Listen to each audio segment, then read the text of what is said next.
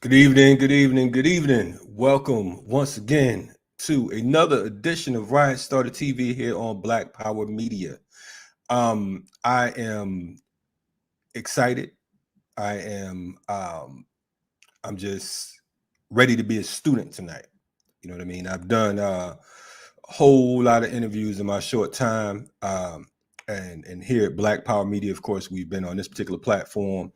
And this platform has been in existence for less than a year's time, but we've had some greats come on and join us from all over the planet, you know, and some of the folks we had on, we probably think they kind of seem like they're from a whole nother planet. But tonight, you know, is so important because of the fact that we're talking about one of the people who is the reason why I ever was interested in becoming a freedom fighter. One of the people who is, I would call probably one of the most popular Africans to come out of this particular continent over here in North America. And I'm talking about none other than El-Hajj Malik Shabazz, commonly known as Malcolm X.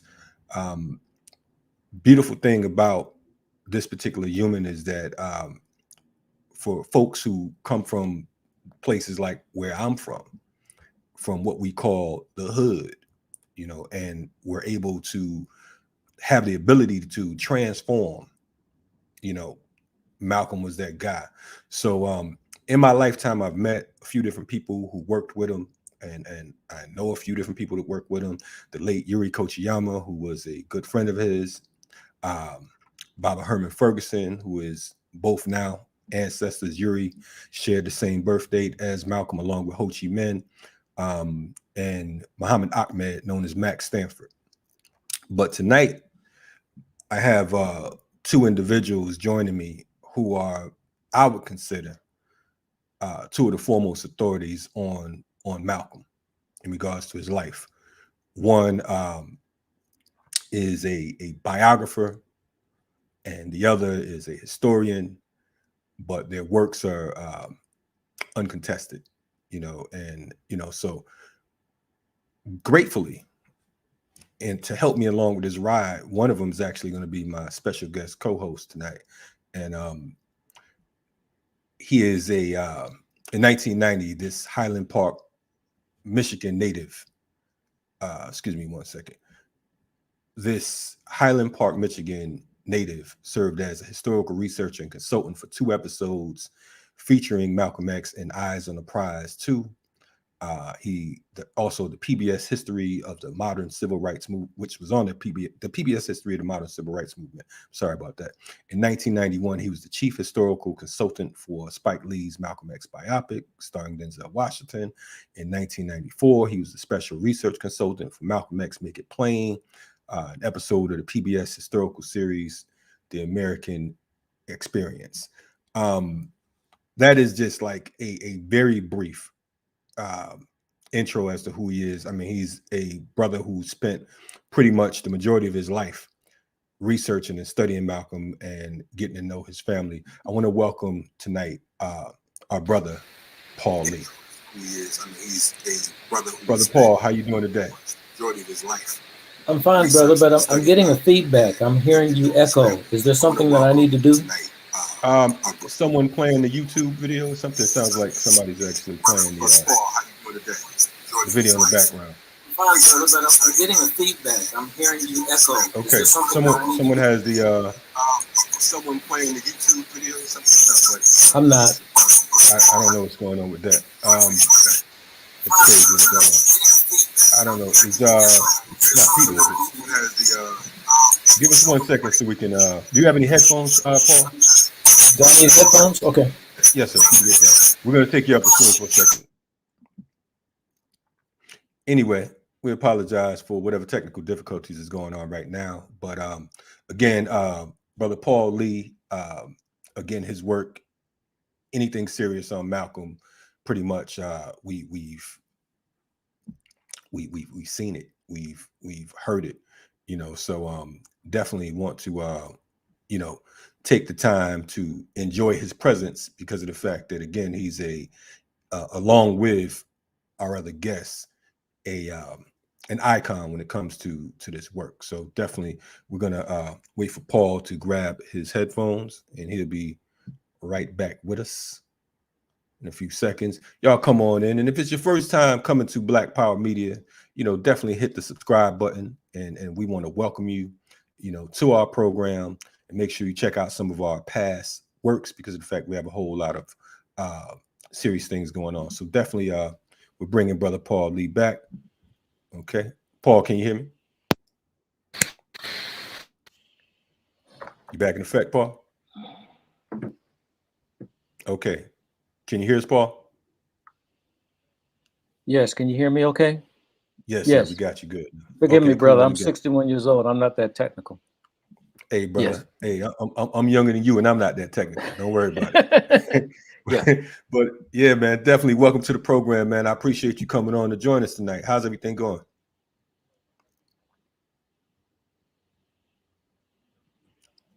Peace. Can you hear me, Paul?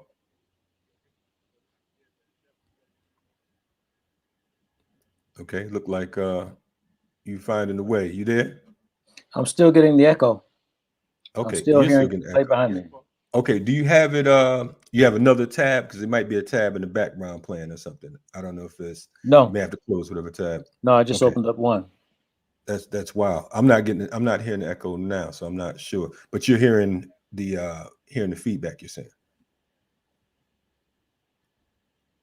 There you go. We're good. Okay, you got it. We're good now. Okay, cool. All right. Thank you all again for joining us.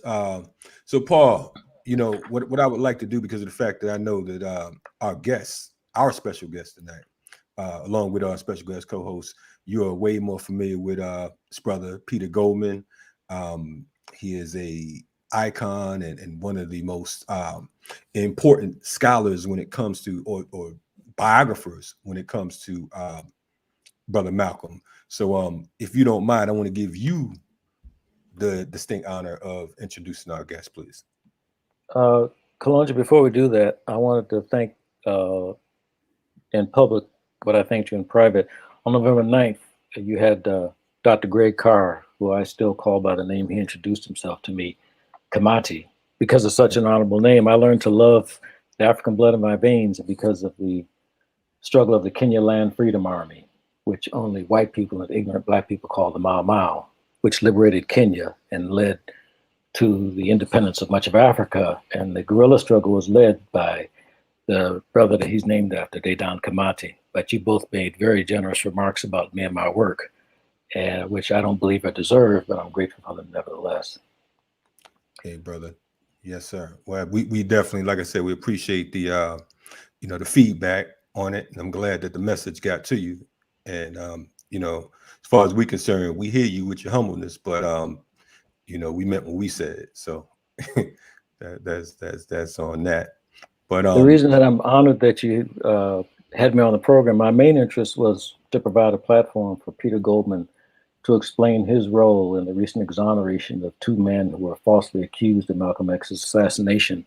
That's Muhammad Abdulaziz, who was formerly known as Norman 3X Butler, and the late Khalil Islam, who was formerly known as Thomas 15X Johnson. The mainstream media and even the so-called progressive media have wholly ignored the foundational role that Peter played in a campaign that lasted, sadly, nearly half a century to firstly get these brothers out, which didn't work, and then to clear their name, which has worked in the case of Islam and Aziz, but Islam is dead. And Aziz is an 83-year-old man, and he lost his wife and his family and had to live with the stain of being falsely accused all these years. And I don't even read or listen to anything about this anymore because I'm a journalist by trade, as is Peter. And I was never as careless as these journalists are right now in framing the exoneration of these two brothers. A simple Google search should lead you back to Peter Goldman, and it should also lead you to Baba Zake Kondo, who's done more research on Brother Malcolm's assassination, I believe, than anyone else, who built upon Peter's work. And I felt that it was important, even though Peter doesn't, for a record to be made of how this process that took nearly a half a century leading to these brothers' names being cleared happened. And that's why I begged Peter, who tends to be camera shy, to agree to be interviewed so he can lay this out. Do you mind if I pose the first question? Man, listen, look, I'm a student tonight. I remember what you told me in private about how you was going to be quiet. We're going to reverse that role. So, so this is a takeover. So absolutely, you could pose the first, second, and third question because of the fact that I'm here to learn. I'm not even going to pretend to know half of what you brothers know. So we're going to bring Peter Goldman on right now, if that's okay. Here I am. What's happening? How's it going, Peter? Well, actually, for a guy my age, glad to be here. Glad to be alive. Let me see if I can adjust. No, that's the wrong way. Yeah, definitely. We're honored to have you on board, and again at Brother Paul's insistence. I think he made a great call in insisting that you come on, and it was a lot of back and forth for the folks in the chat and that's viewing us and the viewers after this particular broadcast finishes. But it was worth all the begging to get these brothers on. So definitely, appreciate both of you coming on. Peter, I'm going to ask you a question I've never asked you before. In 1973, you published what, in my opinion, is the best biography of Malcolm X, which unfortunately will probably remain so because all of the biographies that have succeeded have been vastly inferior and unfortunately have piled confusion on top of confusion. Why did you name your biography The Death and Life of Malcolm X rather than the reverse? For one thing, the book opens with the assassination, and ends with the assassination. And what I had to add to the record at that time, which was insufficient. In the first edition, I pretty much accepted the verdict of the court. There were no alternatives. There was the three men charged with the murder have been handed off to the firm of Edward Bennett Williams, famous DC criminal lawyer. Williams handed it down to junior associates. There was no money in it, therefore nothing to be gained. And the junior associates refused to let me speak to the three accused men. And so that went on for a while. Just to go back a step, I should clarify that unlike a lot of white journalists, I had admired and, in fact, loved Malcolm X during his lifetime. I had several conversations with him. I have no idea whether he liked me back, but I think he respected me as a journalist. And when I'd see him, the interviews would typically run for a couple of hours. And in my trade, if you're interviewing someone in a position of leadership, either in the government or in the movement, the freedom struggle, you were lucky to get a half hour.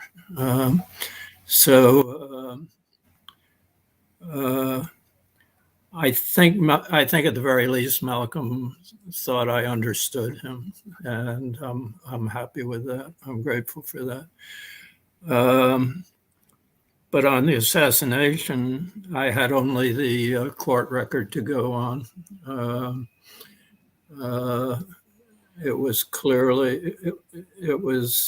clearly typical criminal court stuff. The Nation of Islam did not provide any support for legal representation for any of the three guys.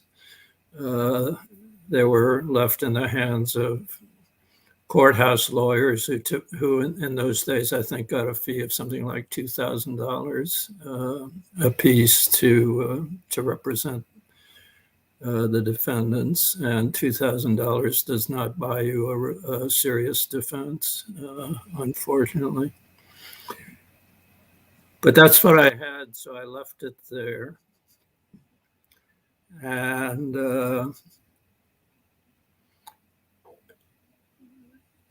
that was 73. In the latter 70s, I can't give you an exact date. A couple of things happened. Mujahid Halim, well, three things happened. One, Elijah Muhammad died. And it is my belief, backed by evidence, a lot of it's supplied to me by Brother Paul, that the assassination was ordered by Elijah Muhammad and carried out by a special squad from the Newark Mosque of the Nation of Islam. So there was that. There was Mujahid Halim, like the other two brothers, converting to traditional Sunni Islam, and swearing in an affidavit that Brothers Aziz and Islam were innocent. And the third and trigger for my going back at the case was a letter from Muhammad Aziz, then incarcerated at Sing Sing prison in New York. And in a way, he was blessed because that's the closest to New York City, where a lot of his people were, his friends, his connections, so they could come see him. He wrote me a letter, a very short letter, saying, I found your book in the prison library. I don't think you got the verdict right. Is there any chance you could come and see me? And I leapt at the chance. And I had the first of several sit-downs with him at Sing Sing. And in that first sit-down, he told me the story of the degree to which the Nation of Islam had been involved in the assassination, that he and Johnson Islam had not been involved. he told me at one point that if he had been ordered to be involved, he probably would have, because he was a loyal soldier in the Nation of Islam and the Fruit of Islam.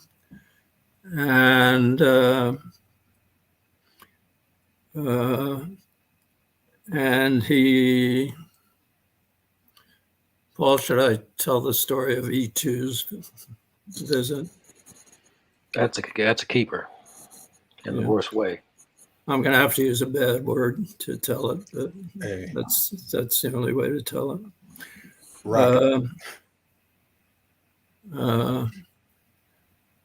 Elijah Muhammad's son, Elijah Jr., I guess, or Elijah II,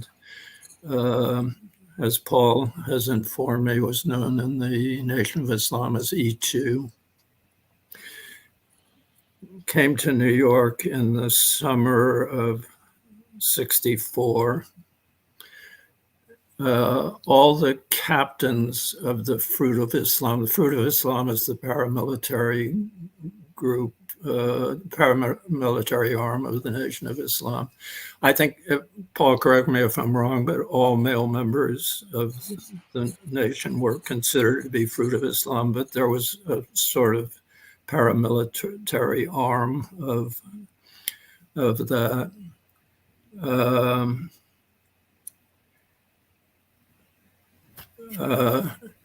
The captains of the Fruit of Islam from mosques all around the country were assembled in New York, and Elijah Jr., E2, spoke to them,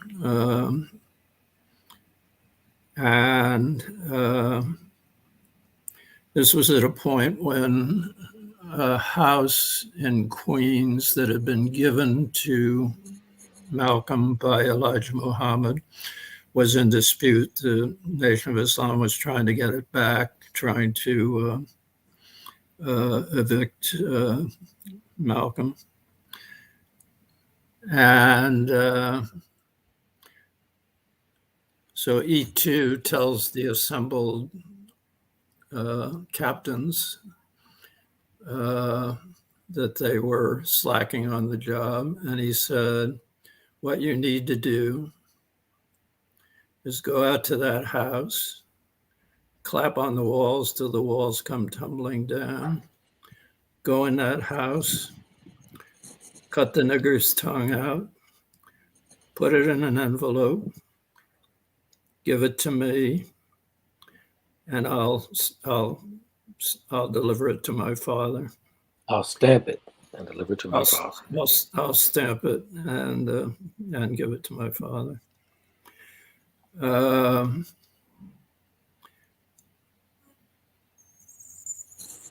So that was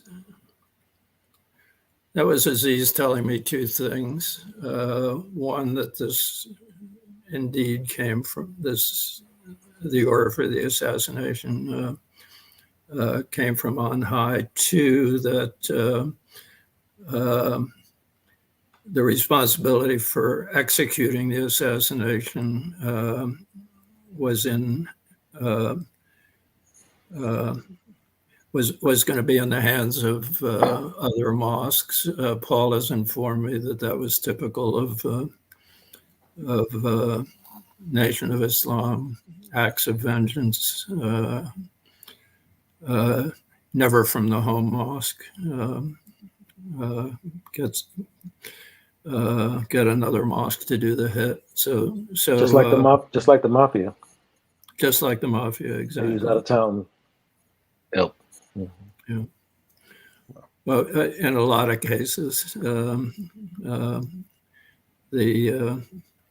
John Gotti hit was organized and executed by locals, which is off the subject. So I in that conversation and in several more visits to Sing Sing and in a lot of phone conversations. Prisoners were allowed to make a list of people they called collect. They had to have the permission of the person they wanted to call, which I obviously gave him. So we talked a lot. We exchanged letters. I visited when I could. And I also interviewed Halim and Islam. Halim was very open with me. I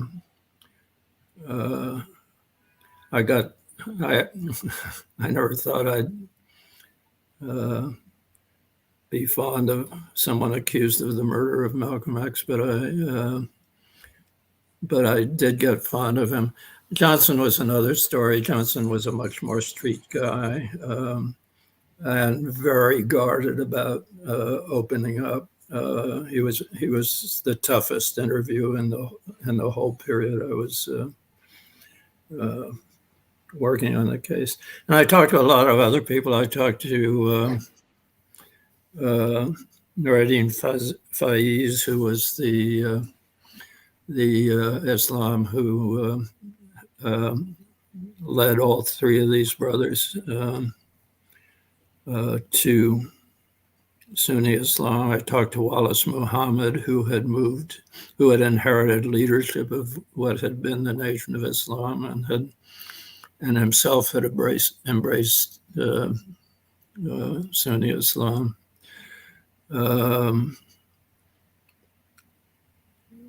Talked to everybody I could and by volume 2, I had concluded that these two guys were innocent, Aziz and Islam. And my hair was on fire about it. It struck me as a terrible miscarriage of justice. I wrote a piece in Newsweek about it. I wrote a piece in the Sunday New York Times magazine about it. I ghost wrote stories under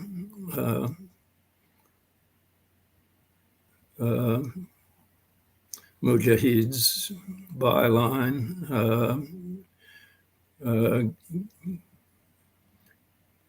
Saw that he got whatever money those stories made. They circulated to a number of papers in around the country. And much as I hate the broadcast media, I agreed to appear on any show that asks me. And I consulted with Mike Wallace on a 60 Minutes piece, did a panel with Mike, whose hair was also on fire about this. Long story, it was a gross miscarriage of justice. And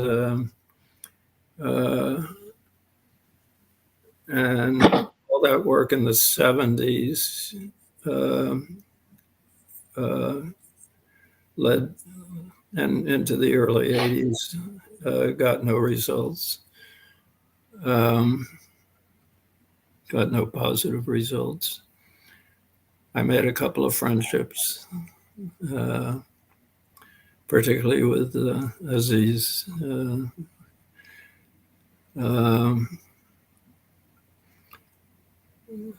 So the story goes cold. There are some more documentaries about Malcolm and the case, and I either consulted or appeared briefly on them again without effect.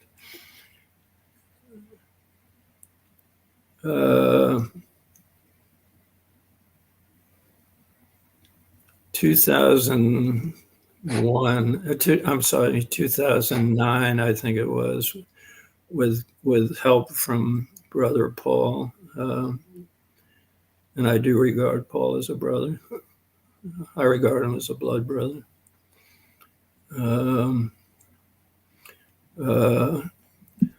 I took yet another look at the case. Paul supplied me with a ton of material to help out. I scratched up some of my own and published the third edition of the book.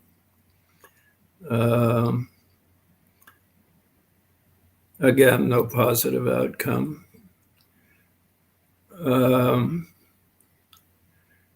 So what finally,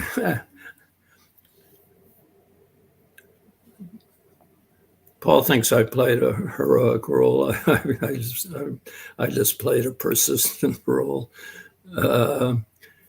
Finally, what tipped the balance of the scales of justice, so-called, a really, I thought, mediocre documentary series on Netflix. I had consulted with them, but was abashed that my name was listed, that I got a credit at the end of the, fortunately in very small type, so that you could, I doubt anyone noticed it except me. But that got Malcolm and the case back in the mainstream media news, because there was some public excitement about the documentary. And I think that's what tipped the scales in the New York District Attorney's office.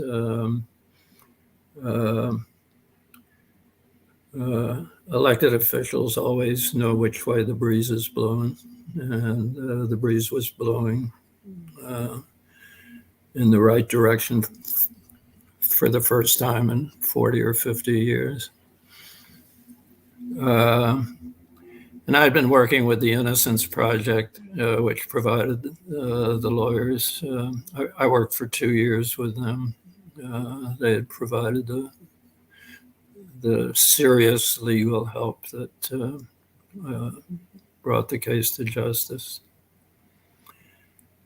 And so it happened. Finally.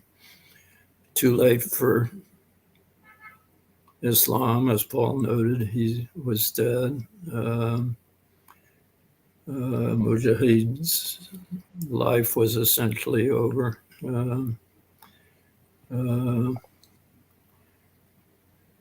He's still around, but his life was destroyed, essentially. And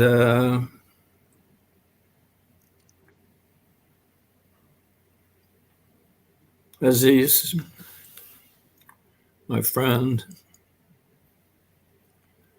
lived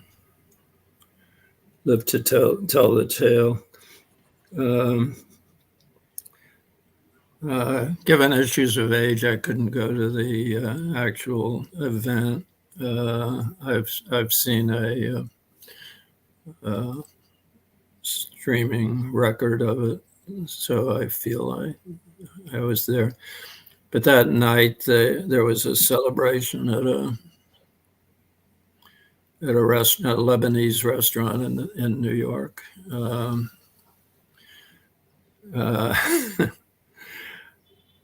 I went there, discovered the gathering of the lawyers and Aziz and his new wife, who much younger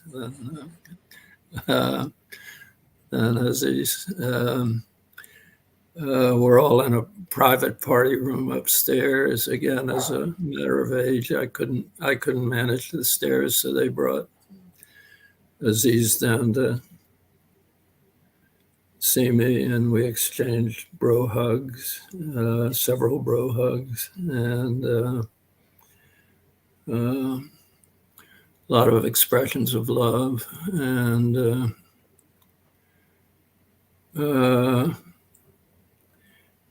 He told me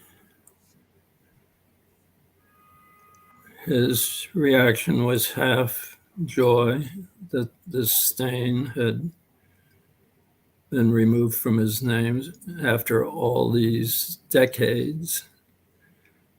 And he was half bitter that so much of his life had been lost. He and I were sort of at the front edge of middle age when we met. And now we were two old men exchanging bro hugs. And so it was a bittersweet moment for me too. But it was, on balance, a very happy ending for me after 40 plus years working on this thing and feeling the struggle was in vain for so long. And that's my story, and I'm sticking to it. Hey man, we're over here. I mean, you just came out the gate swinging. I mean, we didn't have to, you went right to it. So it's like for me, it's so many emotions just in one, you know what I mean, in one answer. I want to ask, because of the fact that I know people want to know, it's like, what in particular, were there any give us some examples of what came to you that made you say, look, I believe that these guys are innocent. You know what I mean? I mean, was it just, they had a good story, or I mean, tell us about that, because of the fact that, I mean, how did that happen? How did you come to that particular realization or thought process? Well, as I mentioned,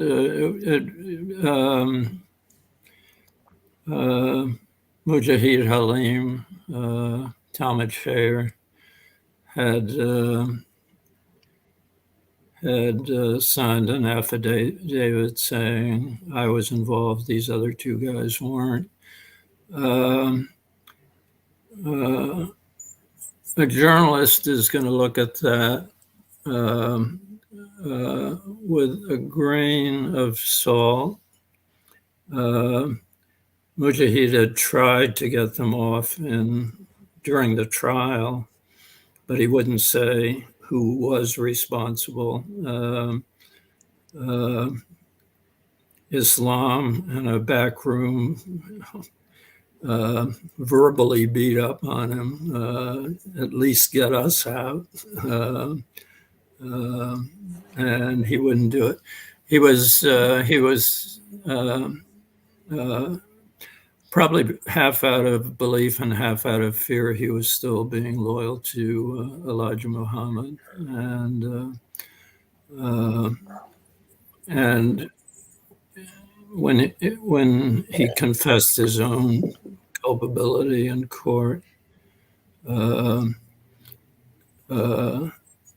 he tried in a kind of halfway manner to clear the other guys. It wasn't going to work. No one was going to believe him if he wouldn't if he wouldn't tell the whole story.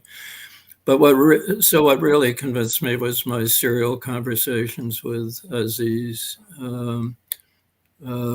He's a very smart guy. He talked to me about having been a good soldier in the Nation of Islam. He didn't say he had never done anything bad. Paul has informed me of a couple of specific occasions.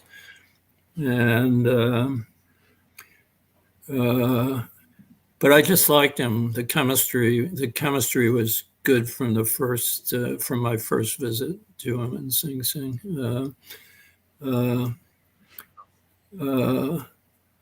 I spent my life as a journalist, and you try to avoid believing at first sight. You do some mental calculations. Why is this guy saying this? Why is he saying that? I went through that process in my head, and I still liked him, and I still believed him. Very decent guy. And he, when I saw him the other night, he talked about Halim and his failure to tell the whole story during the trial. And as he's told me, Mujahid has an innocent heart. And I was very moved by that. Very moved by that. That's a forgiving man. So there's been reports, the New York Times in particular said that the shotgun used was never recovered. What's the, know anything about that, or have you heard anything on that in your? I don't remember. I just don't remember. It's probable, you know, you do an assassination in front of a crowd variously estimated at 200 to 400, and it's chaos. It's chaos. The prosecution presented 7 eyewitnesses out of that crowd. And even in the first edition of my book, I raised a little suspicion about a couple of them. One of them was a suspect in the burning of the New York mosque, Temple Number 7 mosque, and I suspected, I couldn't prove that was used as leverage against him.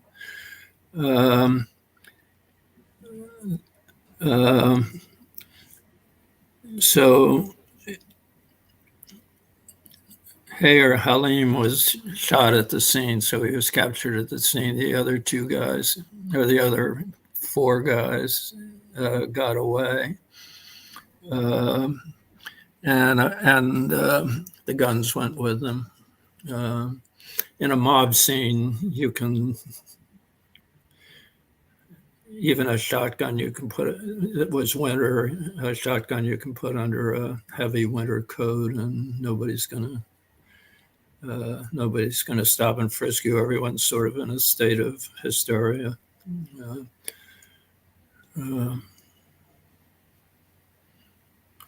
So yeah, I don't specifically remember that the shotgun disappeared, but I'm pretty sure it did, and that it got disappeared by the guilty man. You have anything you want to pose, Paul? Peter, you said that Elijah Muhammad Jr., E2, addressed the fruit of Islam. Right.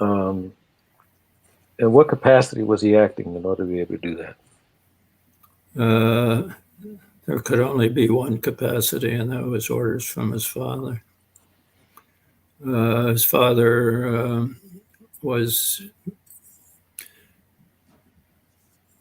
very impatient to get this done. There were multiple attempts.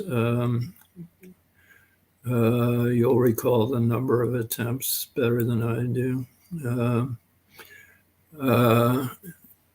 Mostly thwarted by police. There was a chase along. There was one chase along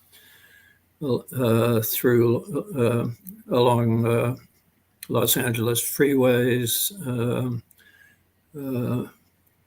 NOI, Fruit of Islam members chasing Malcolm's car, didn't catch him. Another chase through the Loop in Chicago, and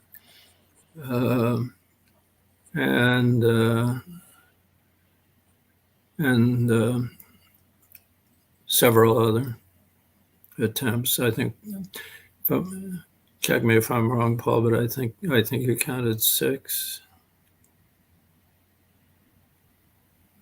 Forgive me for, you may have noticed, Brother Kalonji, I'm shaking my head and covering my eyes. This is like my least favorite. This is like my least favorite subject. Yeah, man. Peter mentioned that lasted the third edition of his book. It wasn't 2009, it was 2013. Was it? Thank you. Peter said that he hired me to research. What he didn't tell you is that I didn't finish. This is just too ugly. I can I bowed out. I can finish that for Paul. He supplied me with critical chunks of evidence. He had to space them out for his own sanity, really. And finally had to stop. And I was very aware of the pain it was causing him, and he thinks he quit on me. I think he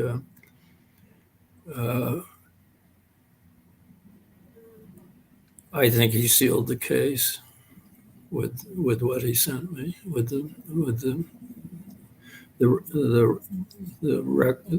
undeniable record of the implication of Elijah Muhammad and his family and his command group in Chicago.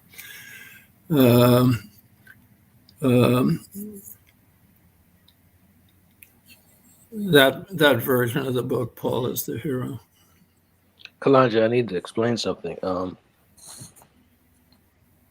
I've been studying Malcolm X's life for nearly a half century.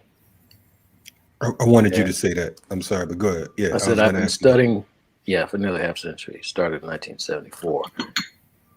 And why I am obligated as an historian to study his assassination, I've mostly done it to assist others. I assisted first Babazake Kondo, who, as I mentioned to you, has done more research than anyone else to build on the foundation that Peter laid. He wrote a brilliant book called Conspiracies Unwrapping the Assassination of Malcolm X, which I would urge everybody to get. And then I assisted Peter. But the majority of my investment has been in studying his life. And that's why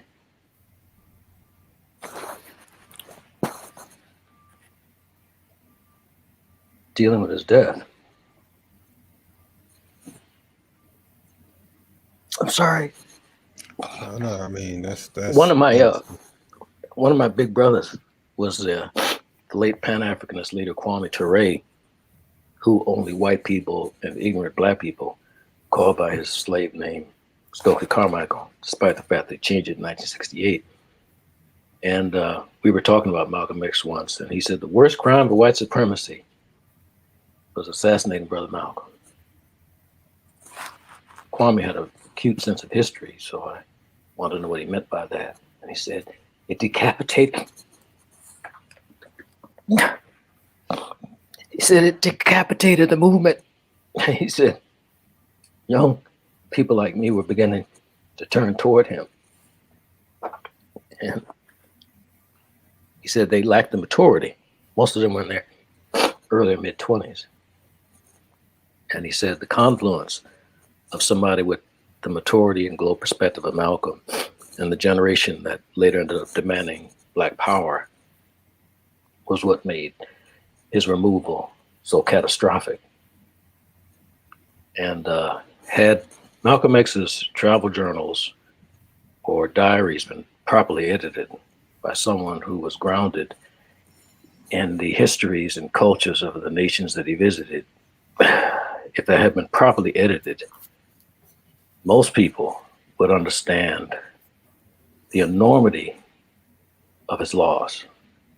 But unfortunately, the editors left undescribed, unexplicated, literally hundreds of references to people and institutions and organizations, places, issues, ideas had it been properly edited, placing him within the context of after Malcolm was ousted from the Nation of Islam, he lived 11 months. Just over half was spent outside the United States. So that means every study of Malcolm X that's been done, including with all due respect, Peters, has a giant gap in it. And travel journals would fill in that gap. And if they had been properly edited, Malcolm X would immediately be installed as the third greatest Pan-Africanist of the 20th century. You would have had Marcus Garvey, Osagyefo, or Redeemer Dr. Kwame Nkrumah, and then Malcolm. It's absolutely astonishing, if you understand those journals in context, how much he was able to accomplish, especially in that last 18-week tour abroad. He did more to begin to tie together the strands of what Marcus Garvey used to call the scat in Africa than anybody since Marcus Garvey in a few months. But if you don't know who he's talking to and where he's going, what parties and organizations, institutions he's interacting with, it doesn't make any sense. And no good use has been made that I'm aware of those diaries because they were so ineptly edited. People recognize a few names, a few places, but it is the job of an editor to fully explicate all references to persons, places, and things that would be unfamiliar to the reader. And there's a whole discipline behind that. It's called scholarly or documentary editing. And that's who usually something like that would be handed to, not just a writer or an enthusiast. But I spent 7 years without the journals before they were made available, tracking him abroad. I had to learn the rudiments of 9 languages to be able to track him in foreign newspapers and magazines. I had to train myself in how to properly interpret intelligence documents from the Central Intelligence Agency and the State Department, CIA. And I was blessed to travel abroad and meet many of the people that he had worked with. And one conversation changed my whole perspective on him. It was with the Jamaican-born Afro-Cuban nationalist Carlos Moore, who worked with Malcolm X in Paris to found the French chapter of the Organization of Afro-American Unity. Malcolm X's, the secular Pan-Africanist organization that Malcolm formed after being ousted from the Nation of Islam. And Carlos helped me to understand Malcolm X as a global figure, a man of international stature and influence, because he was assisting Malcolm on a secret project that Carlos has been the only one to write about with any depth. It was called the Afro-American Brigade. In the spring of 1964, the second or third Congo crisis erupted in the former Belgian Congo. And the CIA had installed a puppet leader named Mich. And they supported him with CIA-backed anti-Castro-Cuban pilots and helped him hire South African mercenaries. We're talking about white South African mercenaries who hated everything black, to be able to keep him in power and be able to put down a rebellion. And while Malcolm was in Egypt in September 1964, he wrote a telegram to Jallo Telly, who was the Administrative Secretary General of the Organization of African Unity. The OAU was then Africa's Loose Continental Federation. It's now called the African Union. And he offered to Jallo Telly to raise a brigade of Afro-American veterans, as he said, skilled in all the modern methods of warfare, to fight against Moise Chombe in the Congo and in support of the freedom fighters. And I remember when I read that, I thought that was brilliant rhetoric, but I didn't think anything more of that until I met Carlos Moore. And Carlos Moore told me in great detail how he was organizing that brigade. That is a whole different Malcolm X that we've been taught, because that means he's interfering or proposing to interfere in international geopolitics. And Carlos believes that this is part of the reason that he was banned from entering France on February 9th, 1965, 12 days before he was assassinated. And as I said, I spent 7 years just reconstructing his tours abroad. And subsequently, then I further immersed myself, as I said, in the histories and cultures of every nation that he visited and many that he did not visit, and was able to put him in context. And that's why talking about and writing about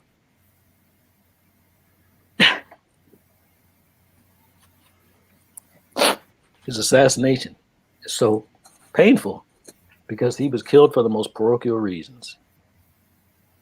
The amazing work that he was doing, knitting together the Black world, the ingenious work that he was doing in his last months to be able to unite the southern and northern wings of the movement.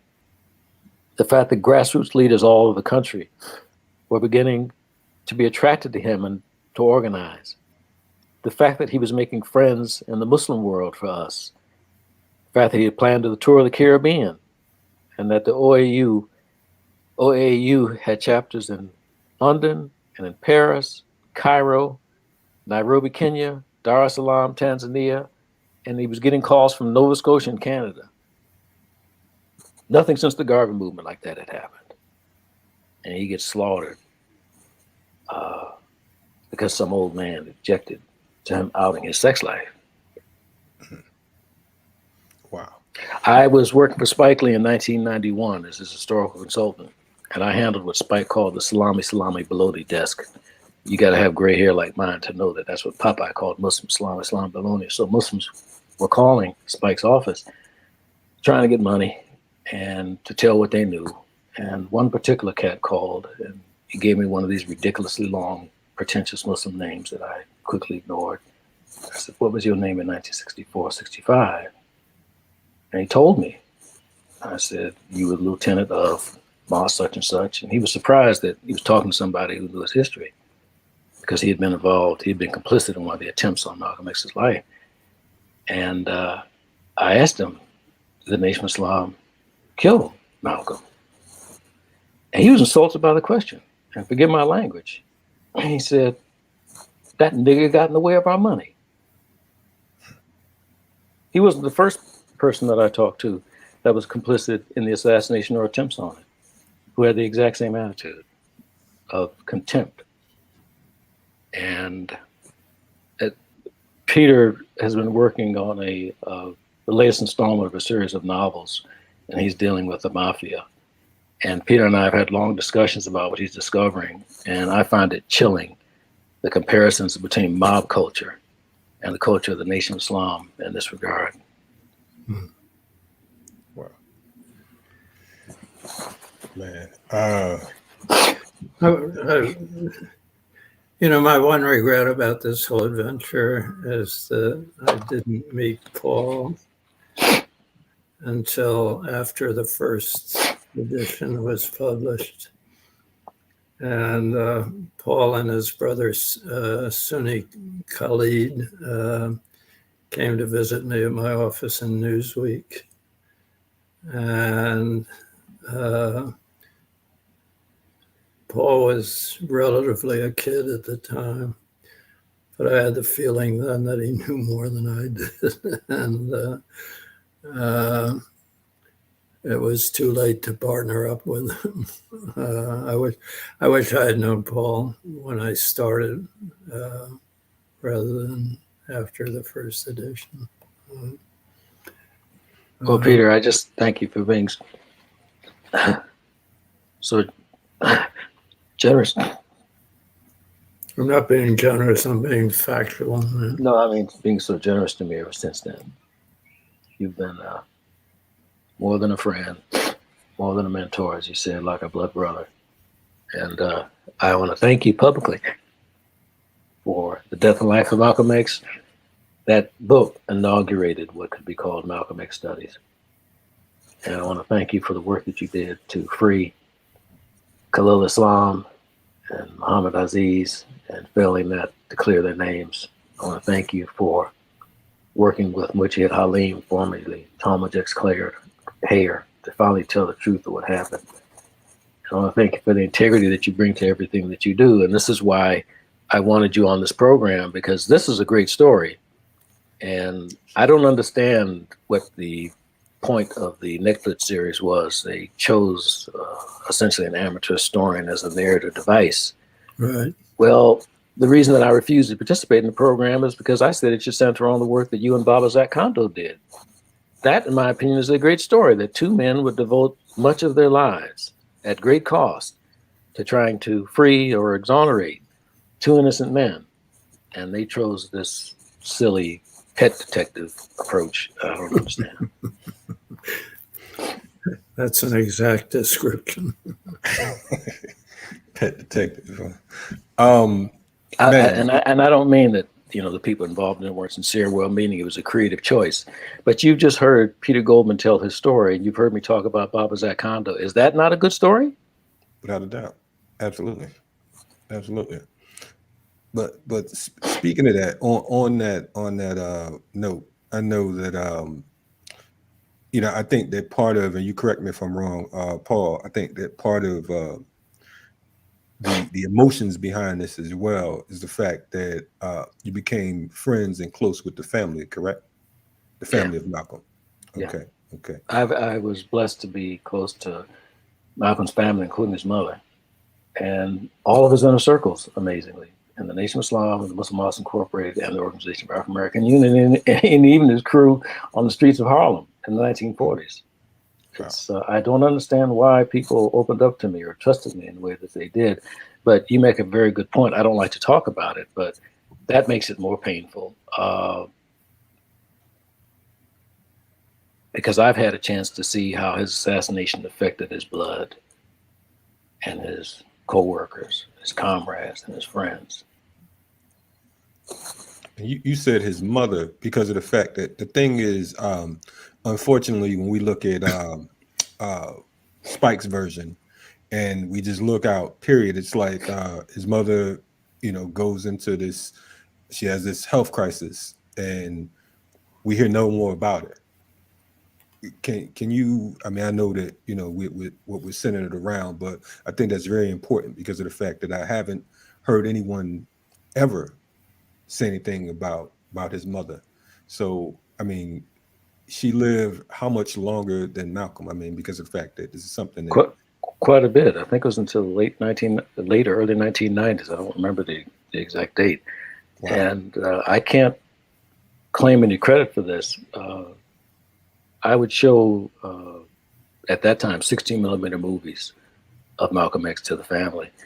And one day, after one of the screenings, I used the restroom. I was walking down the hallway and I looked to my left, and there was this old woman sitting in a wheelchair. And she looked up at me and raised both of her hands like this in a gesture as if she wanted to shake my hand. I had no idea who she was because nobody told me that Malcolm's mother was there. So I walked over to her tenderly and handed her my hand, and she clasped my one hand between both of hers and motioned for me to sit on the bed next to her. And first time she spoke, it occurred to me where she was from because she had this lilting accent from Grenada. And she said, "You look like my son." And one of Malcolm X's sisters walked in with a look of alarm on her face because Malcolm X's mother was not known to open up to strangers. As a matter of fact, she didn't even open up to all the family members. And the sister asked her mother, which son, Mama? Which son does he look like? And as far as I could tell, Grandma Little, as she was called, ignored her and just kept looking at me. And every time I saw her after that, she would tell me stories unasked. I never asked her a single question. And I remember every word that she said because she was a very literate woman, as you probably know, spoke several languages. But more than that, she had the kind of intelligence that's visceral. I don't know, perhaps you haven't met anybody like that. Malcolm X's mother had this intelligence that you could feel that left a mark. Absolutely. So I remember everything that she said. And the stories that she would tell me were so vivid that it was almost like I would become part of the story. Or I could look around and see this. I'm sorry if this sounds metaphysical to you. That's the way that I experienced it. It's cool. I got you. Yeah. And forgive me for not sharing the content. That's private. That's cool. But you can imagine, after listening to her stories and getting to know her, I'm dealing with her son and her son's, the brutal way that he's murdered. So I wouldn't have mentioned it had you not mentioned it. But yeah, that's one of the reasons that this gets tougher, because I'm looking at the woman who gave birth to him. That's right. This is man, I am like again, this is a learning experience. To the people in the chat and those viewing, definitely we are grateful to have Brother Paul Lee and Brother Peter Goldman in the building tonight. It's an honor. I was trying to get either one of them on, and we end up with both. And it's just like I almost wish I could share the emails, because these guys are like, I mean, I've never seen two people outpraise each other. Like, he's the greatest. No, actually, he's the greatest. This is the best person for the job. No, he's the greatest person for the job. Well, you should interview him.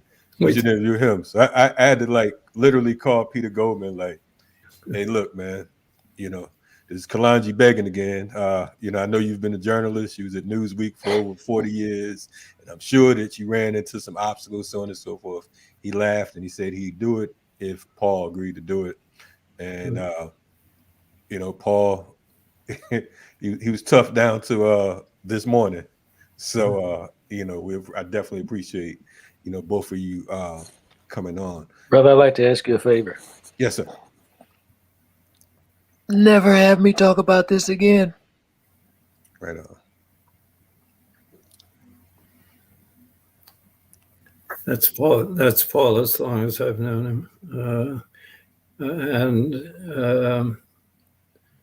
because of my work, I felt obliged to force this subject on him from time to time, but never again.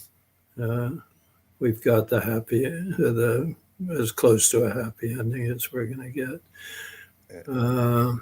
I'll never ask you another question on this subject. Hey, listen, what we have is time capsule material. I want to ask you, Peter, because of the fact that most folks and Paul, I appreciate it through the emotions, and I can imagine, you've done far more work on El-Hajj Malik Shabazz, on Malcolm, than I ever could, and I'm always emotional when anyone ever has anything lopsided to say about them, and I haven't done half the research you have. So definitely, we're honored by that. But Peter, I know that I've spoken to several people, and it's been said that it's possible that you were amongst, if not the last person to interview Malcolm. I don't know if that's correct or not, but could you? No, it's not.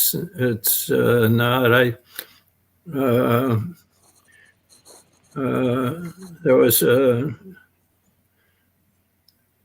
Philadelphia journalist named Paul Lee. I'm sorry. Sorry, Paul. Named Claude Lewis. I'm sorry. My memory plays tricks. Claude Lewis interviewed him very late. I think probably in December 23rd, 64. Christmas Eve. Wow. Yeah. Great interview. Which you used to great effect in The Death and Life of Malcolm X. Yeah, it was precious. And I had known Paul when I started at Newsweek. There was no black editorial staff, and the only person who was close to that was Claude, and he was sitting in those. This was pre-computer, pre-internet days. He was sitting in a wire room, tapping my stories and everyone else's stories into a teletype setter. And a couple of our sports writers would sneak him actual reporter assignments, just to acknowledge his existence and that he wasn't his aspiration wasn't to be a typist of other people's copy.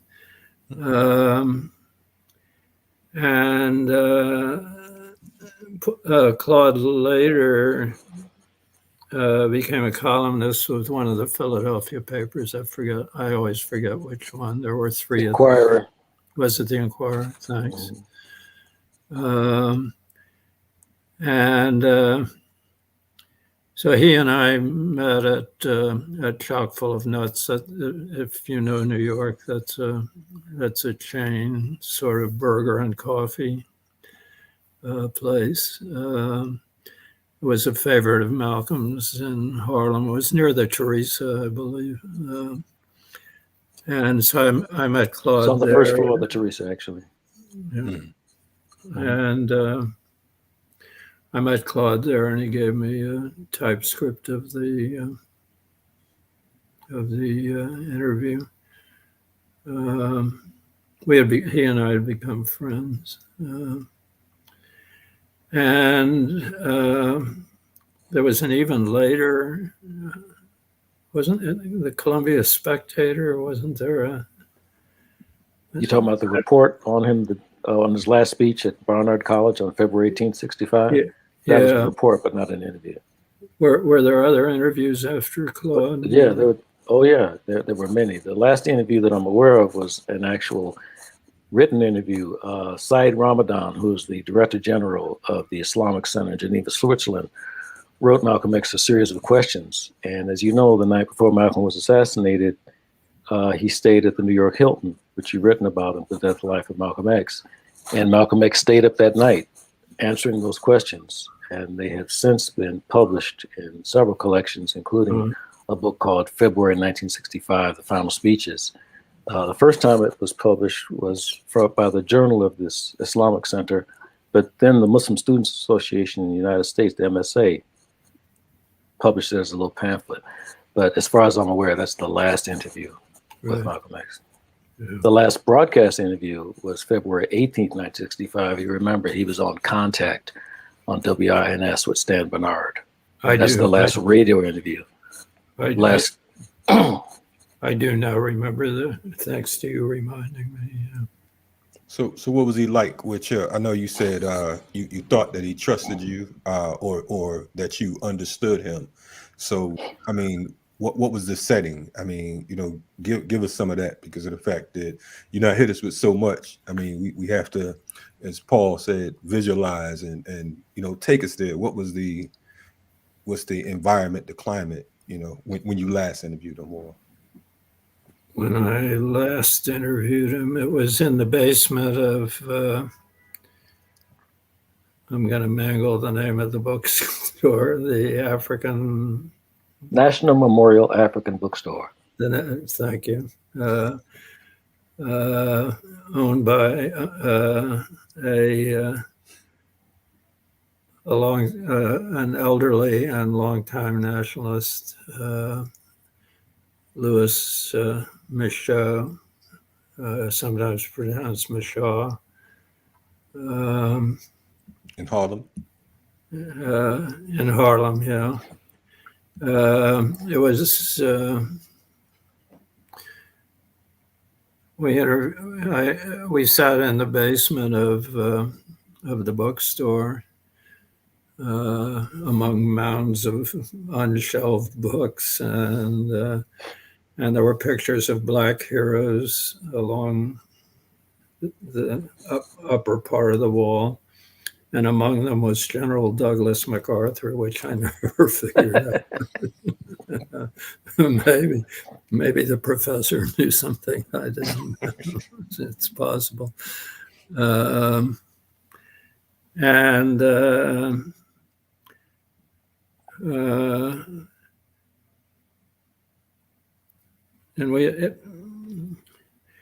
it was the day he had formally. He had done his press conference formalizing his break with the Nation of Islam. March 12th, 1964. Thank you. At the Park Sheraton Hotel.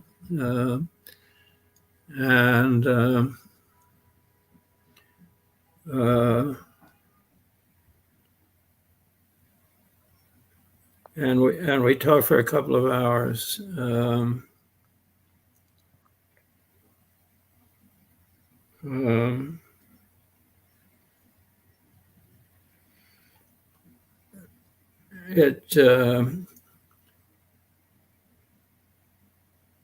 It kills me to this day that in the shuffle of various moves, I lost all my own interview notes with Malcolm, except scrawled notes of my first, which was in St. Louis, where I worked at the time. I worked on a St. Louis newspaper. And I had read Sierra Lincoln's book about the Nation of Islam. And when I was halfway through it, Malcolm appeared at an event, the Harvard Law School. I had a one-year fellowship at Harvard, and March 23rd, 1961, the Harvard Law School form. Yeah. And I was 1961, yeah. Yeah, 61 would be right, yeah. Snowy night. I was stunned by his force, the force of his speech, and what even then as a conventional white liberal, I couldn't argue with.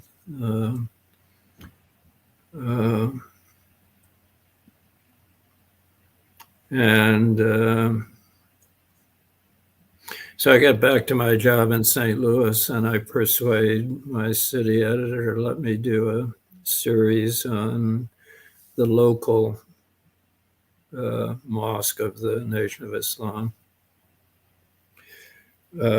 which I did. It was not one of their strong. I'm putting this gently. It was not one of their strongest mosques. Minister Clyde Rahman. Yeah. Right. And William Caldwell was the captain, a post office worker.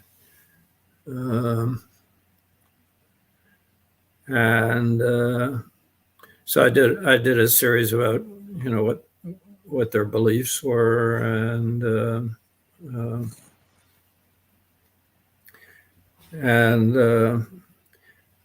a couple, 3 months later, I'm sitting in the newsroom of the St. Louis Globe-Democrat, and I got a call, pick it up. Hello,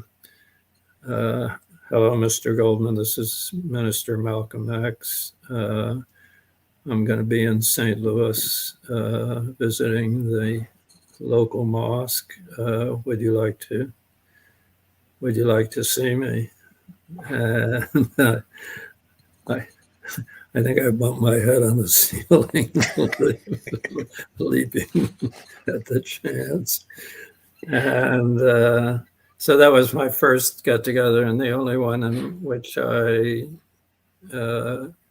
still had notes, and the notes are raggedy because in those days, newspapermen commonly folded copy paper into 3, so it would fit into an inside jacket pocket.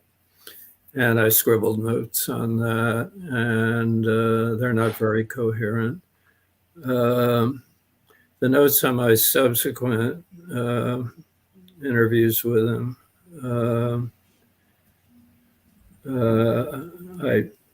I got to type, but at the time I never imagined I'd be writing a book about him.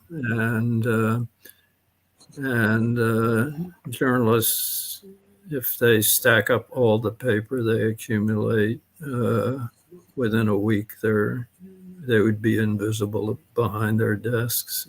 And so I guess I don't specifically know, but I guess that when those notes disappeared in a routine house cleaning.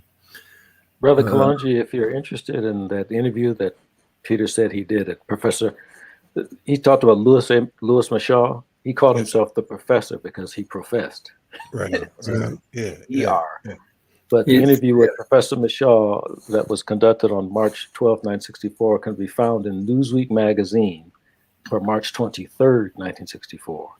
Unfortunately, it's not available online, but a university library or a better public library would have it.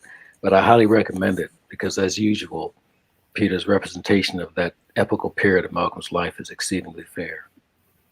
Hey, I got a friend named and a new mentor named Brother Paul Lee, and I'm sure that he might find it in his heart and in his spirit. If he runs across it and happen to be able to hit that email, you know what I'm saying? I mean, he might do it for a brother. You know what I'm saying? So Peter didn't mention that he had lunch with Malcolm X at the restaurant at the St. Louis Mosque called the Shabazz Frosty Cream. And it's interesting because Peter didn't mention who was there with him. So Peter, you holding back on us, brother? What's going on, He's holding back on you. No, I didn't mean to hold back. You give me the basic interview, huh? I see how we do this thing. This supposed to be Riot Starter TV, man. I did all that begging, and this all I'm getting. Well, let me bust Brother Peter out. He was there with Helen Dudar, and when I first met him, I said to him, if I recall correctly, Mr. Helen Dudar, I presume, his wife. Is the best I writer. gratefully accepted that because she was way more talented. The late Helen Dudar is the best writer for journalists and writers from the 1950s to the 1980s. She was widely considered to be the best practitioner of her craft. I personally don't know anyone as good, let alone better. What I don't understand is how a woman of these transcendent gifts ended up marrying Peter Goldman. But, I fell in love with her as well. You talk about references. Sorry, please. And part of all the usual other attractions of a woman was her skill as a writer. She wrote a 4-part series on Black nationalism. I'm sorry. She started me toward a belief that women journalists see things that men don't see. And I've carried that with me all my life. I've worked with a lot of women journalists, and I, on balance, came to prefer them to men journalists. They see third dimensions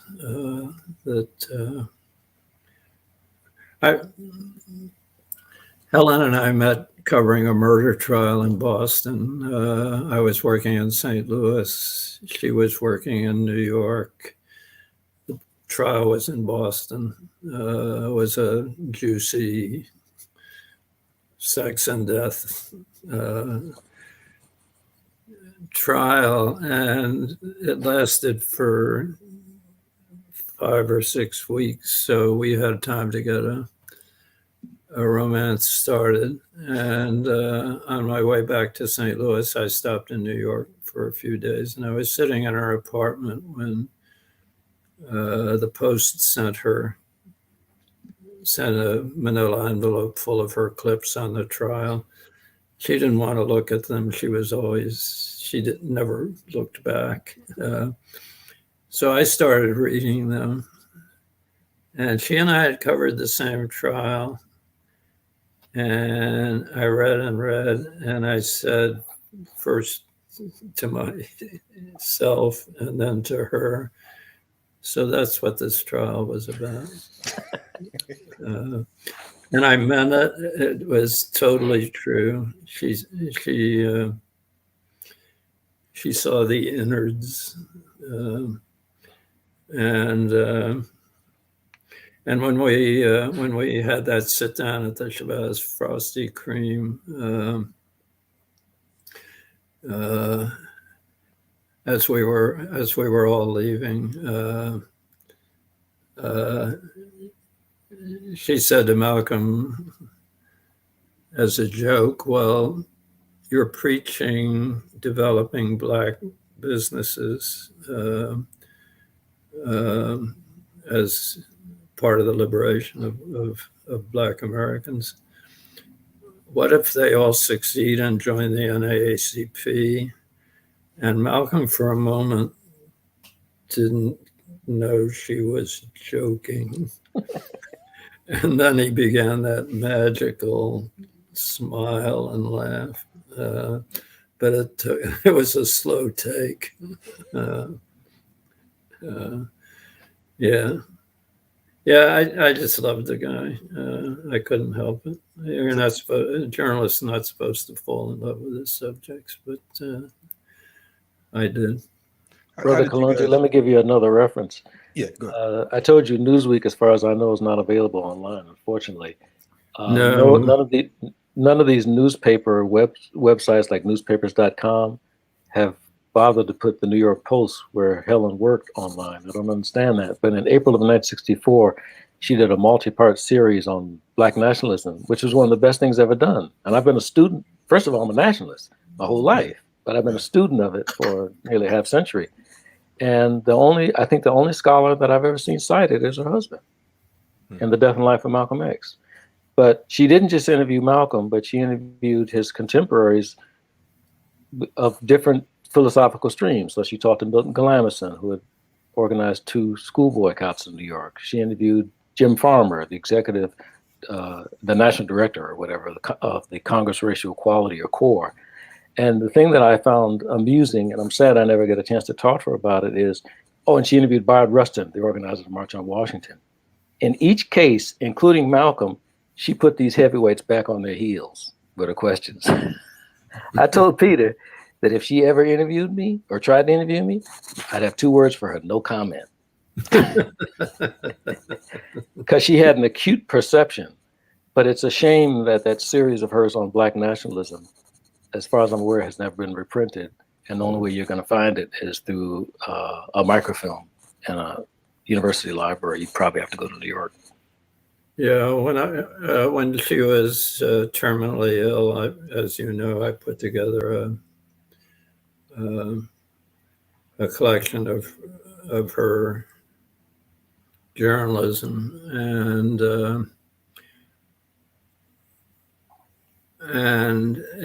the only place I could get her New York Post stuff was microfilm at the Post.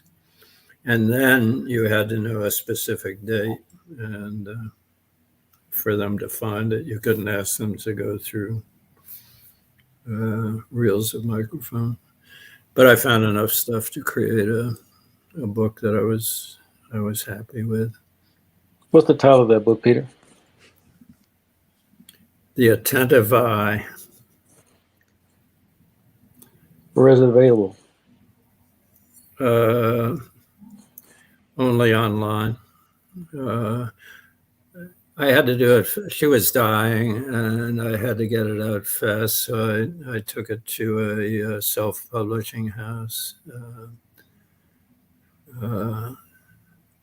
which can turn books around faster. A traditional publisher can take 2 or 3 years, unless it's, the latest red hot book about Trump or something. Then they'll speed the process. But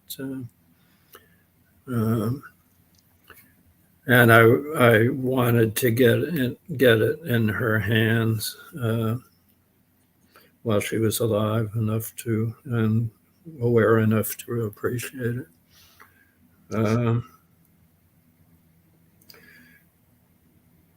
I got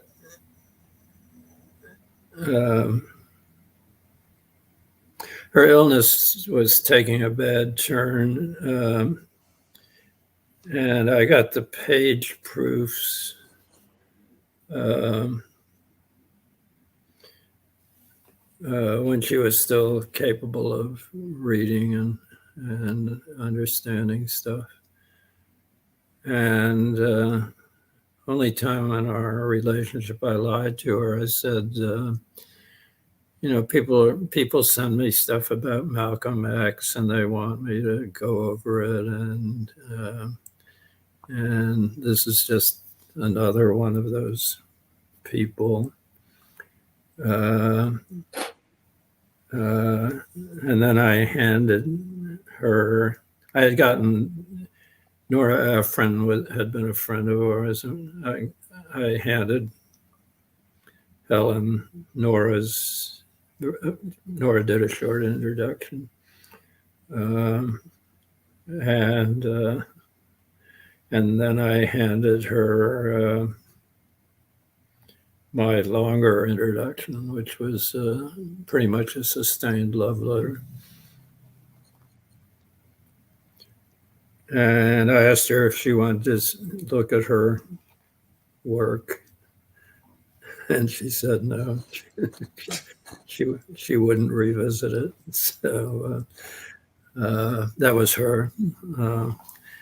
But at least she knew the book was going to exist, and I got it in her hands when she was in hospice care, and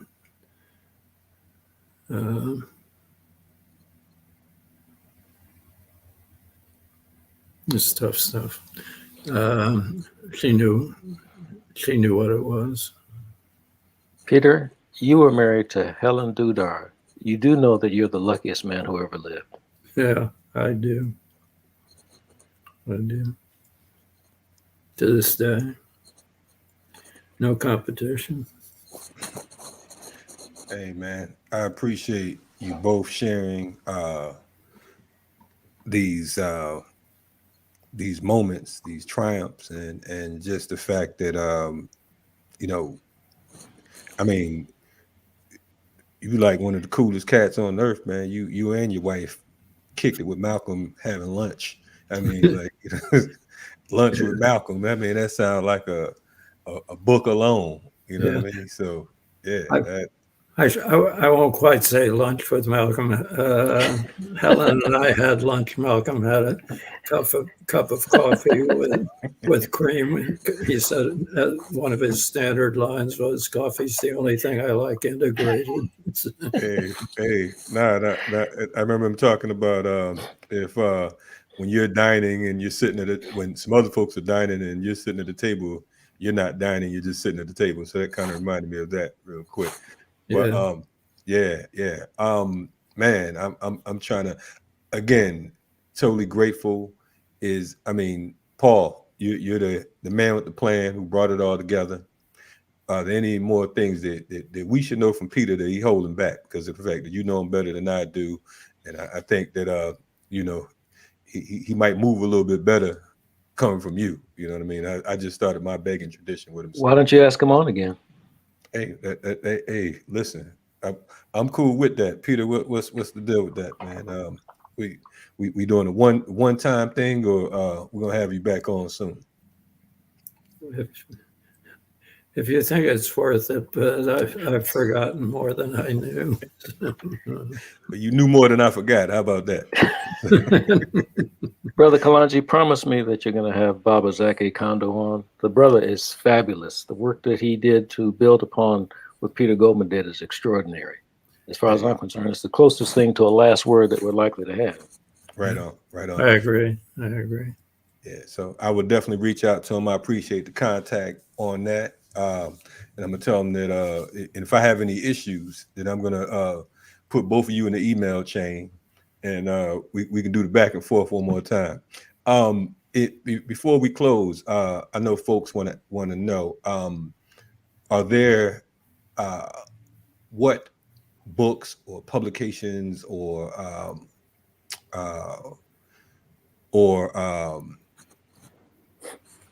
any type of information in regards to Malcolm, they should check it out?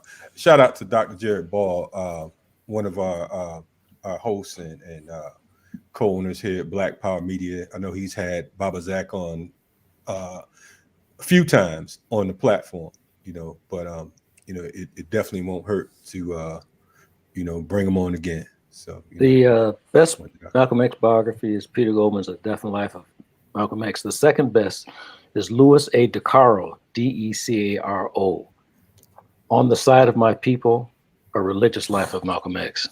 Extraordinarily well done. He had access to resources that Peter didn't, but it's not just that. Brother Lou is exceedingly sincere, and I believe it's the sincerity that made him open to understanding more sides of Malcolm X than other biographers. I would highly recommend that. Unfortunately, the best books on Malcolm X, in my opinion, have been long out of print. One is a book by Michael Abdul Malik called From Michael Defritus to Michael X. It's published in 1968. Michael Defritus, as Michael Abdul Malik, I should say, was a Trinidadian hustler in London when Malcolm X came through a week and a half before he was assassinated. And Malcolm began to cultivate him. Then a few days later, Malcolm's killed.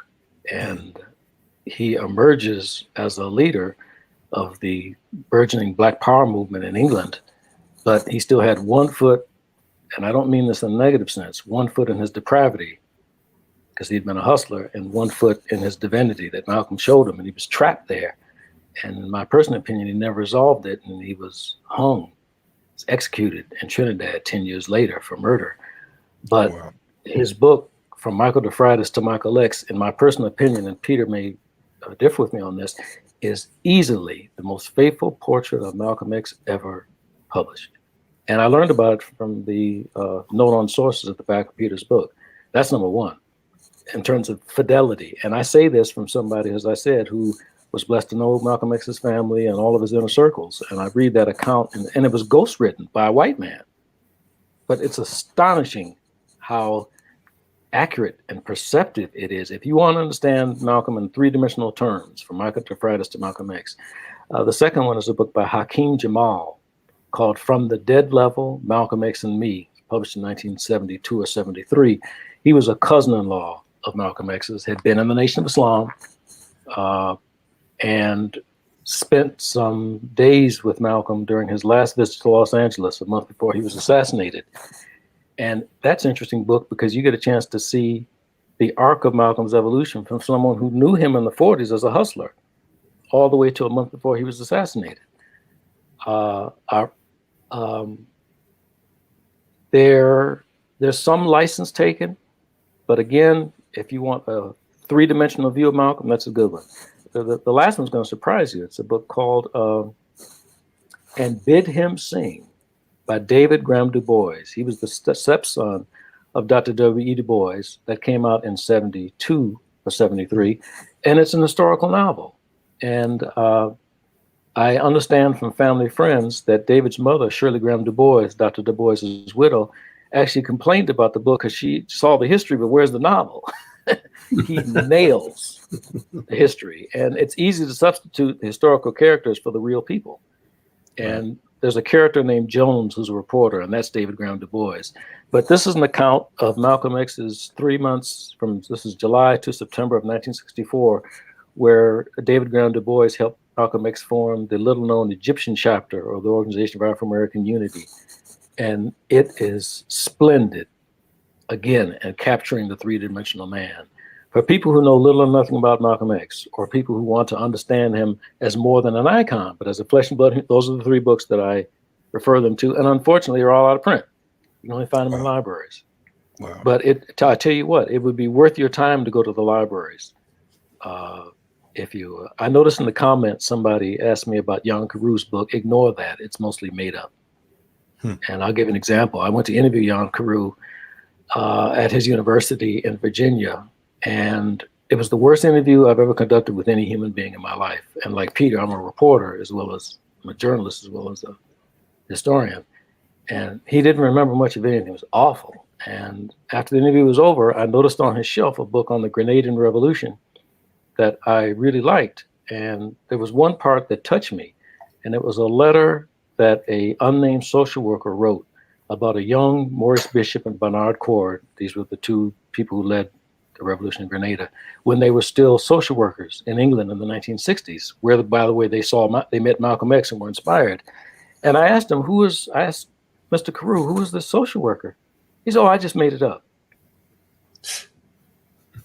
Wow. And then he told me he pulled down some other books to legitimate making stuff up. He was a great raconteur and probably a great dinner guest. But in terms of history, no. Now remember, this is a man who remembered almost nothing when I interviewed him for 3 hours. And then a few years later, he comes out with this book detailing his conversation with Malcolm X. I can assure you that most of that is made up. And even worse than that, I introduced him to Malcolm X's eldest brother, Wilford Little. And if you pick up, Ludacris has a second book on Malcolm X. I forget the title of it. Christianity is in there, but I highly recommend it. He does one of the few, I should say, full page endnotes I've ever seen in my life, deconstructing the stuff that Jan Carew made up. Jan Carew has Malcolm's brother Wilford talking about when the Honorable Marcus Garvey visited the family, which was true. And he stated that there was a short, I think he says Japanese or Oriental man with him. And I asked Wilford, because of course I talked to Malcolm X's mother and talked to him, and I never heard of this short Asian man. He said, I never said anything like that. And at another point, Jan has Wilford saying that Malcolm had a tiger boy walk. And I asked Wilford to explain to me what a tiger boy walk was. He said, I have no idea because I didn't say that. And it's a shame that I have to say these kinds of things to you, and it may come as a shock to some people, but that is not as unusual as you think. And there are people who have my supposed profession of scholar and historians who also make stuff up. And in terms of Malcolm X studies, Peter Goldman wrote in 1973 in the first edition of Death and Life of Malcolm X that he hoped that Black people would fill shelves of books on Malcolm. And I guess we have, and we've blown it. Because I can hardly, except for Zach Kondo, I can hardly think of anything off the top of my head that I can refer to. And we've had a lot of company in doing bad books on Malcolm X, but you've had very few people who have done the actual shoe leather work.